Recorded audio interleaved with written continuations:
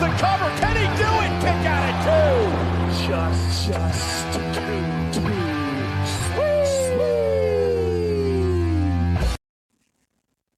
What's going on, everybody? It's your boy, the Spanish Fly JR, and I'm back with the fresh, brand new episode of the Curtain Call Podcast.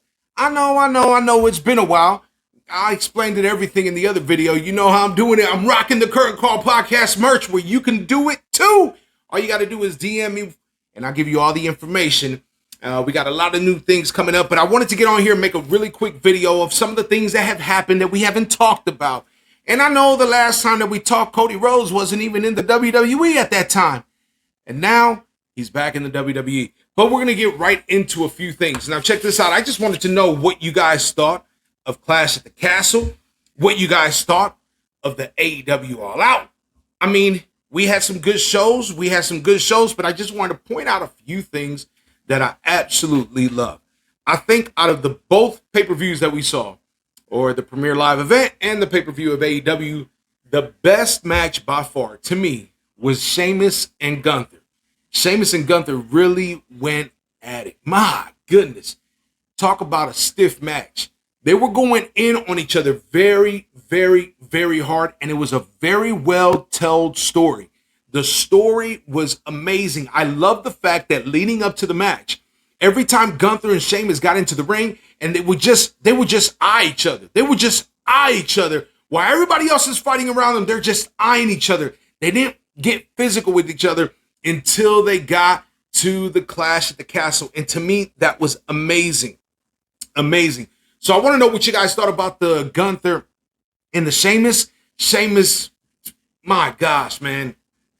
The way the crowd reacted to him afterwards was completely amazing. You can kind of see that babyface turn. You know what I'm saying? You can see that turn coming to be a babyface, and it showed on SmackDown this past week.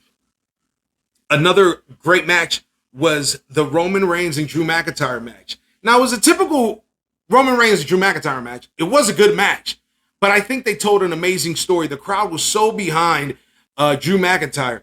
And look, I've said it before, I don't think Roman's dropping the belt anytime soon. And I'll tell you why, what I think could happen. But having the story being told, having people believing that Drew McIntyre was really about to defeat the tribal chief, you can hear the atmosphere. The crowd was just super, super into it. And then all of a sudden, after he goes ahead and does his Claymore, 1, 2, referee gets pulled out. And who was it? Solo Sikoa. Been called up to the main roster to join the Bloodline. I think it's amazing. I think it's great. Triple H is doing, my God. Triple H is doing an amazing, amazing work since he's taken over creative control. And it's just good storytelling. It really, really is. And all of you know that I'm super, super big on storytelling. I love the flips. I love the spot fest. I do. I like it a lot. but I'm telling you, there's nothing better in a wrestling match than when two guys are telling a story, or two women are telling a story. Because when they're telling a story, you really become invested into what you are seeing. And it makes the match even 1,000,000 times better. So that's what I liked about it. Man, all right, so let's switch over to AEW. AEW is going through some stuff right now. My goodness. You get CM Punk comes to AEW. Amazing. Everybody went crazy. I kept it on my DVR forever. CM Punk's back in wrestling. That was great. A lot of you know that CM Punk is one of my favorite wrestlers. And I'm super geeked about it. Had some good matches when he came back. The feud with MJF was really good. The mic talk going back and forth on the promos, amazing. You know, MJF is tough on the mic. He ain't no slouch. And CM Punk brought his game as well. And then, sure enough, I knew it wasn't going to be long before they put the title on to CM Punk. CM Punk becomes champion. He doesn't have a title defense because he has to vacate it because he had to have surgery. Tony Khan says, no. You're not going to vacate the title. What we're going to do is we're going to have an interim world champion. just like they do in the UFC, just like they do in Bellator, just like they do in all these other promotions besides wrestling. They do the interim heavyweight title. CM Punk leaves. He's gone. The whole summer of Punk, we don't get it. During the time, Jon Moxley becomes champion. Jon Moxley doing his thing.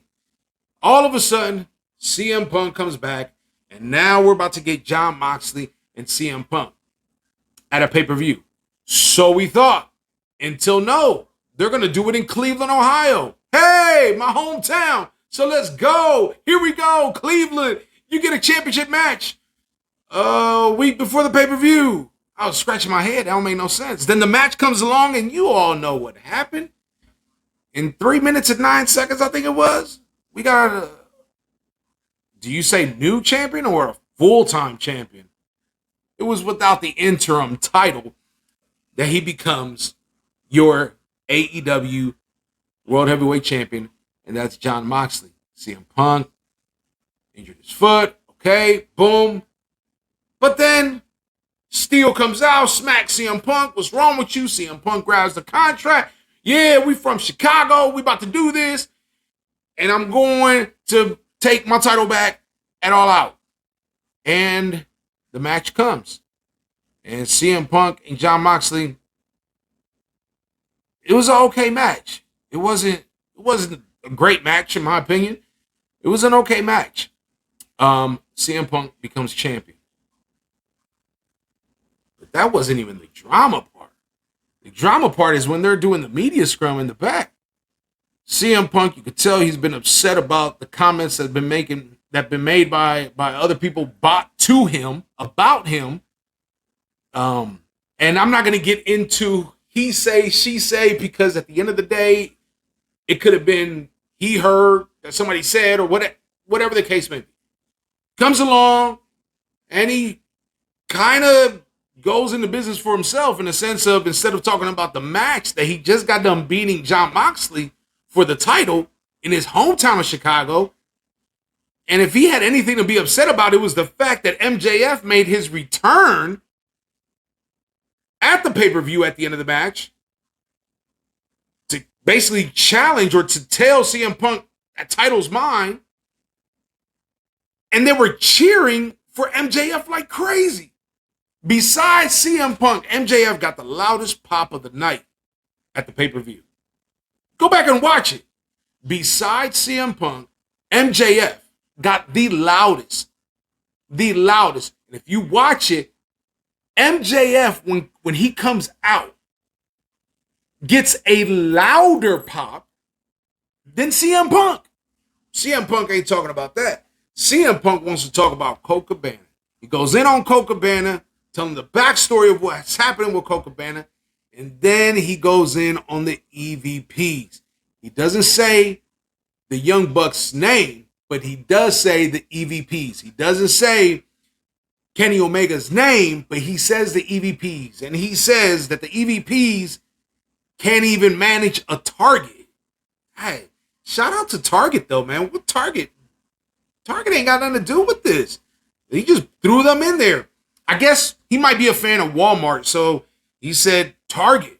And I was like, wow, man, what CM Punk is really ticked off. But I noticed during the match, he was rubbing his elbow, and then he grabbed one of the drinks he had, and he was, because it was cold, he was putting on his elbow. I was like, man, it looked like he hurting or something.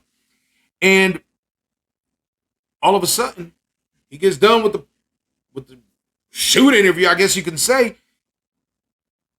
Next thing we know, there's being reports that there was a fight in the back between the Bucks, Omega, against Punk, and his boy Steel.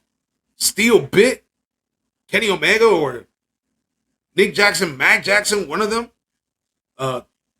One of the Bucks got a chair thrown at him. Punches were thrown. What is going on? What is going on in AEW? And I'm sitting here and I'm like, man, what's going to happen? Then all of a sudden it comes out. Tony Khan strips the trios title from the Bucks. They just won. And strips CM Punk of his title. Now, what's weird is this. Check this out, man. CM Punk has had the title twice, and twice he hasn't been able to defend it and basically got it taken away. The first time he lost the title, yeah, so he didn't defend it. And then the next time he wins, just strips him. That's when I knew something. There's some things going on in AEW. The reason I say that is because if it would have been something that we're just going to suspend you guys a couple weeks or whatever, and that's it.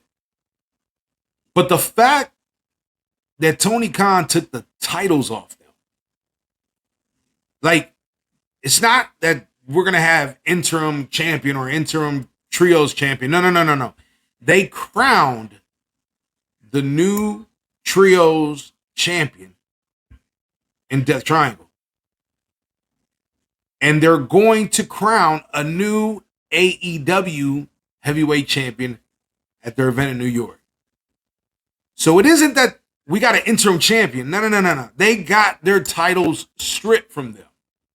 So now you get all kind of reports going around. You can see the cracks in AEW, what's happening. And I hope that they fix the issues that they have, because there's good money to be made between these men, between the Bucks, Omega, even Steel and CM Punk. There is money to be made. They can make so much money using this in a storyline if they can just keep themselves in check. Look, at the end of the day, we don't know.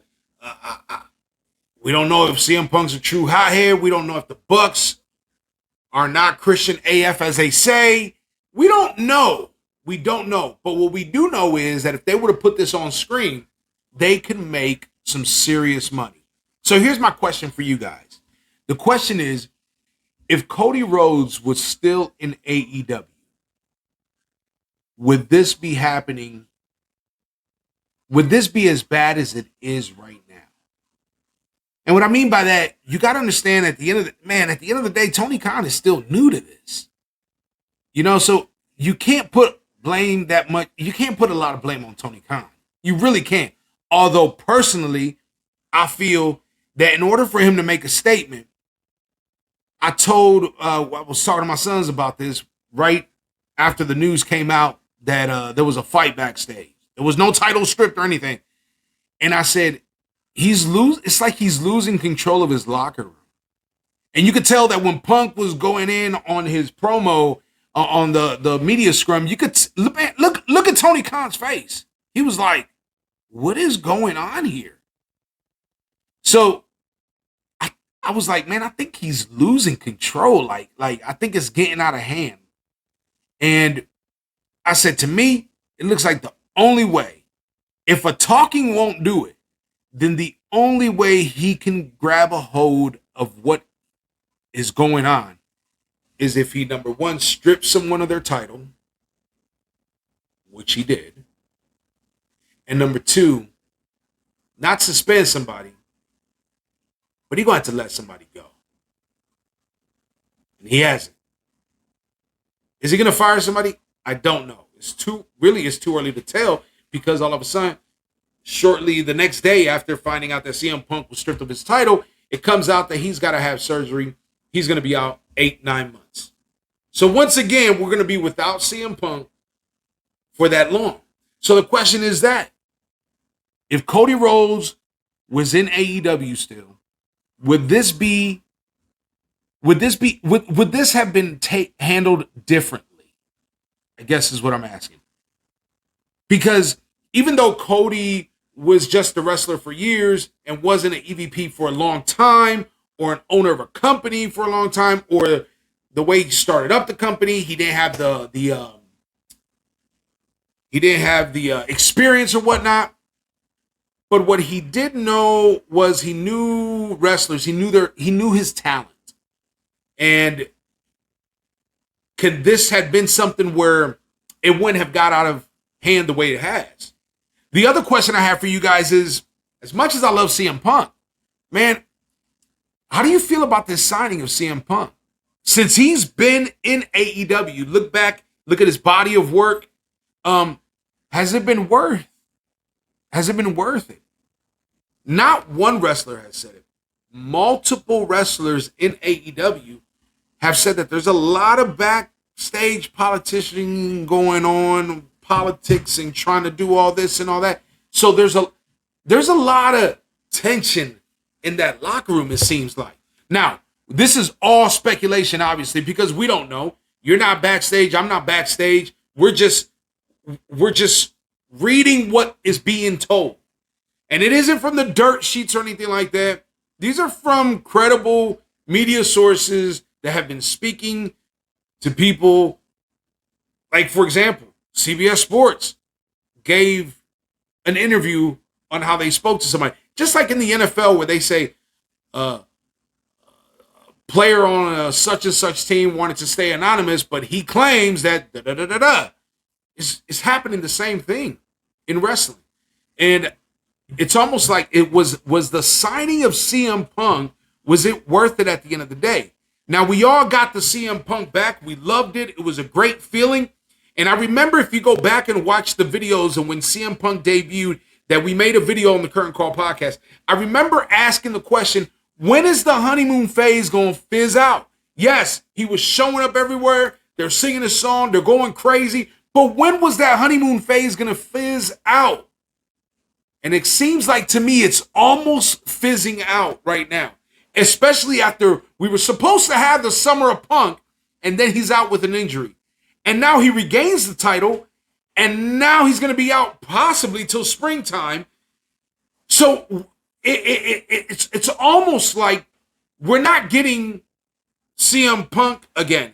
And if he does come back, what kind of shape is he going to be in? In a sense where he's been injured twice. Lower body first, now upper body. What kind of shape is he going to be in? Is he going to be able to do some of the things that he used to do? And if that's the case, I don't know about you guys, man, but I like CM Punk. But I don't want to see a beaten CM Punk. I don't want to see a CM Punk that's hurting, that can't do some of the things that he's known for doing. I would rather see him in another capacity, doing something else, still inside the wrestling industry. Maybe allow him to go to ROH and run ROH in a sense of where, well, you can't do that because Colt Cabana's over there. We all know that he said you don't want to deal with Colt Cabana. So what's next for CM Punk, man? What's going to happen? What's going to happen with the Bucks? You know, everybody's talking about the end of 2023. The end of 2023, the Bucks contract is up. Omega's contract's up. It'd be crazy. You can call me crazy. But can you imagine if the Bucks and Omega showed up to Triple H's WWE? You got to say it that way because this isn't Vince McMahon's WWE anymore, ladies and gentlemen. No. This is the era of the game. And we all see how much of an impact Triple H has made on the product. Everyone has stepped up their game tremendously. Why? Because he's allowing them to be them. He gives Austin Theory his whole name. Gives Matt Riddle his whole name. Matt Riddle and Seth Rollins has this amazing promo on TV, split screen, a la Daniel Cormier and Johnny Bones Jones from the UFC. Amazing. Man, that made you want to watch that fight. Amazing. He's allowing them to be themselves. And I'm going to be honest with you guys. Completely honest. I've always been a fan of the WWE. But I started getting bored. And then AEW comes along. This is after me watching New Japan and knowing who the Bullet Club is and everything. And all of a sudden, now AEW comes along and becomes a thing. AEW was on fire. I was loving it. But too many old WWE guys were coming to AEW. It started reminding me of WCW in the 90s. And I was saying at the time, go back and watch the videos, this is not going to be well for AEW. They got to stop this. And a WWE superstar is released, AEW signs them the big money, and they come into AEW and they get a title put on them, or they're pushed to the moon, and boom, they're homegrown talent, not doing anything. And I'm like, man, this ain't going well. Then you start seeing certain things happening that made you think maybe, just maybe, WWE might have something going on here. In a sense where you get the whole Undisputed Era basically out except for Roderick. They're all go to AEW. And Adam Cole they weren't doing much with him, and now he's injured. They weren't doing much with him. You cannot say that they were doing more with Adam Cole in AEW than they were in NXT. But then with Kevin Owens re-signing with the WWE and not choosing to leave, Sami Zayn re-signing with the WWE, not choosing to leave, AJ Styles re-signing with the WWE, not choosing to leave, Shinsuke Nakamura signing with the WWE and not choosing to leave. Then you get Cody Rhodes to come back to the WWE to leave AEW. You get all these guys that chose to re-sign with the WWE and not leave to AEW. And then you get an executive vice president, the one who started the company of AEW, to not re-sign or sign an extension and come back to WWE in a historic WrestleMania match. And probably one of the greatest entrances or debuts or returns since like the Hardy Boys at WrestleMania. And I was like, what's going on? And then Vince McMahon has to step down. Triple H takes over. And as soon as Triple H takes over, we get Io Shirai. We get Dakota Kai back. We get Dexter Lumis back. We get Karrion Kross back. And then I think the biggest one of them all, Johnny Gargano. Or as he said that night, and as he always says, but he said it on Raw, Johnny Wrestling. He didn't go to AEW. He didn't go to AEW.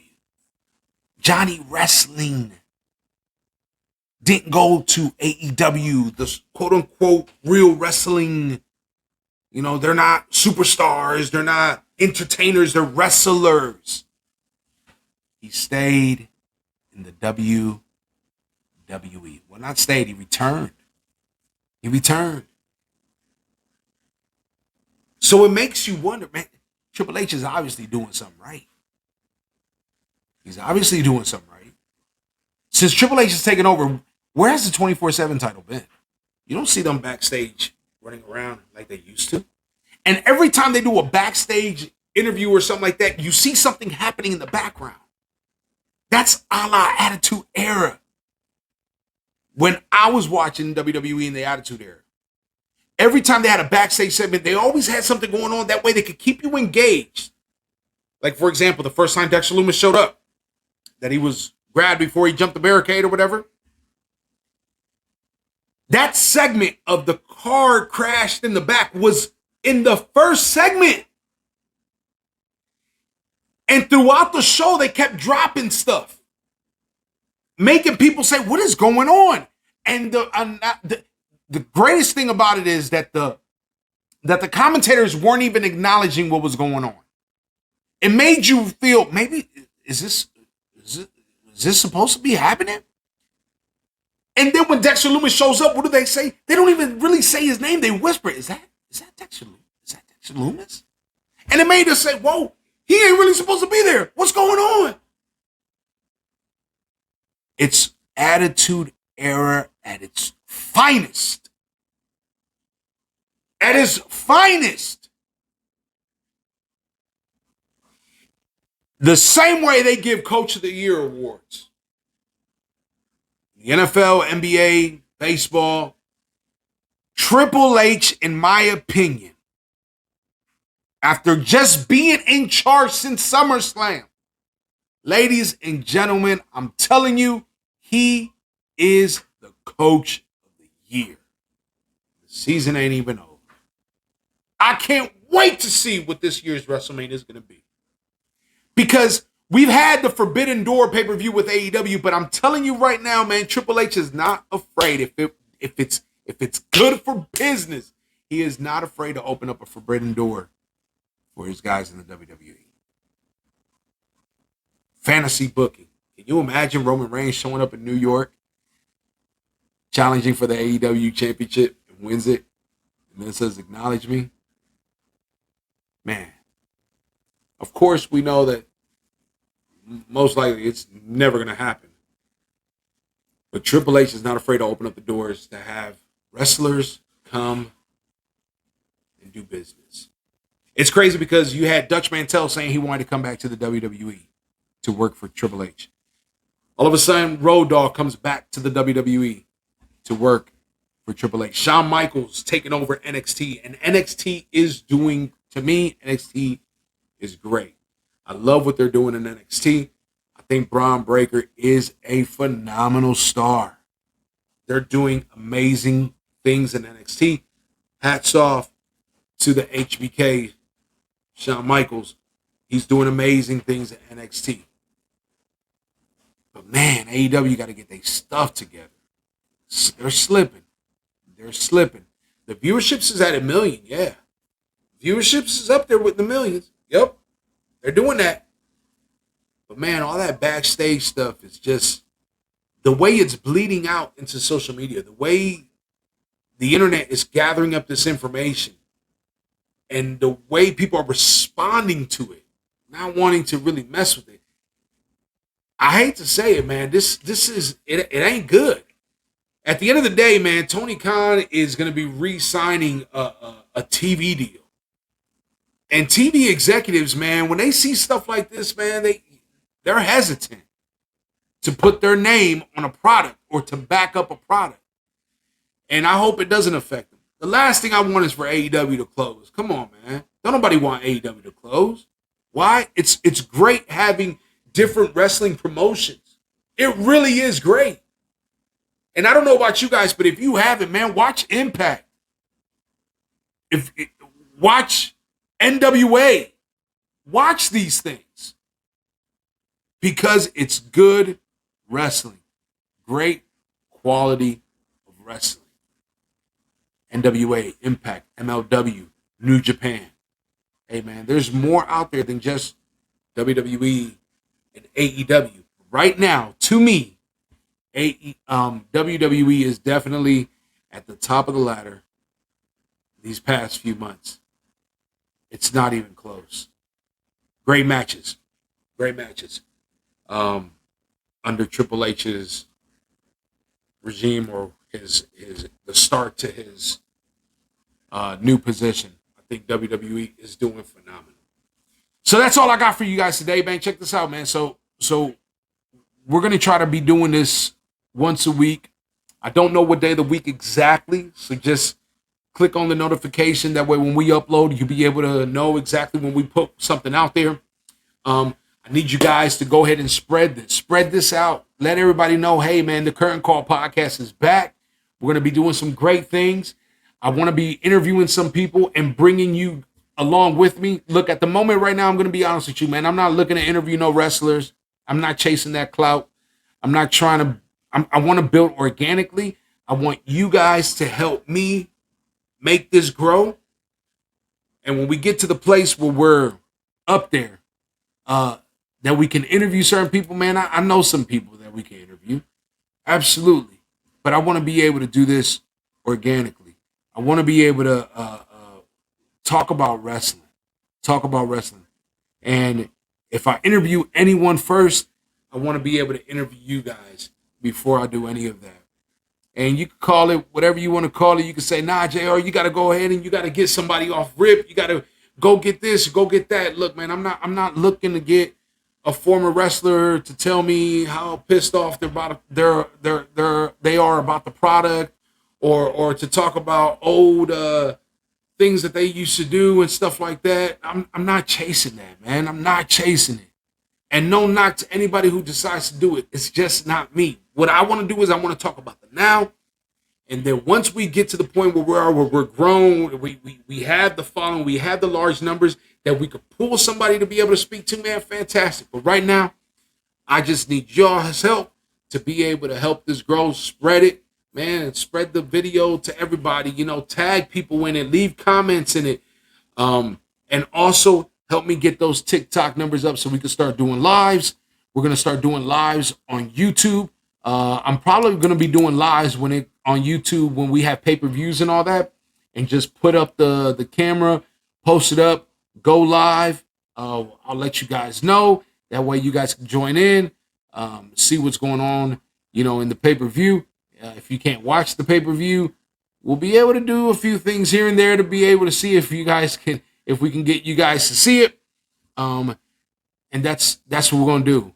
And we're going to have a lot of fun doing this. Remember that if you want your Current Call Podcast merch, all you got to do is just message me, DM me, and I'll be able to give you all the information. And in the United States, shipping is always free. Yes, shipping is always free. So get your Current Call Podcast merchandise. We're going to be uploading to Spotify. We're going to keep doing Anchor. We're going to do the YouTube. We're going to do the Facebook, and all that information is on there as well. We're also going to do the TikTok. So make sure that you follow us, you subscribe to the channel, you click the notification bell, and you will be receiving notifications on all the videos we upload. I thank you guys. I thank you guys from the bottom of my heart for allowing me, for clicking on this video after I've been gone for a while. I truly, truly appreciate it. And if I've made anyone mad because we haven't made videos and this was part of your nightly thing or whatever, or your wind down or whatever it is, or even if it was because you like to leave bad comments and, oh, you guys suck, whatever, I'm sorry that I went away for that long. But in the last video, I told you exactly why I did what I did. So just bear with me. I'm going to get the editing thing down pretty good. It's going to get better, I promise you. Using new sound with the headphones to see if the sound comes in better. That way there's no echo like it was before, anything like that. So I just wanted to come on here, make this video. I hope you enjoyed the last 33 minutes or so of the video that we just got done making. I know we talked about a lot. I know there wasn't a kind of set of what's going on, but I just wanted to see what you guys thought about that thing. So once again, the question is, if Cody Rhodes was still in AEW, would this have been handled differently? And the other thing is, CM Punk, since coming to AEW, has it been worth it?